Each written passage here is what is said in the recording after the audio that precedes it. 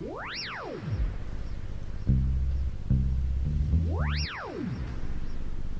1969 through 1998 factory door handle pull level triggers in the door handles were originally made of magnesium.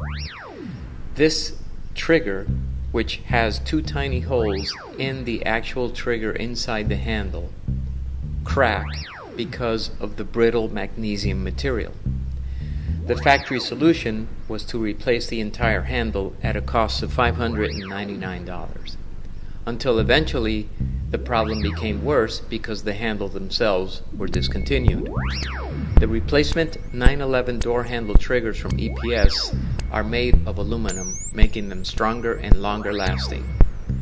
They don't fail over time, and best of all, they only cost $79.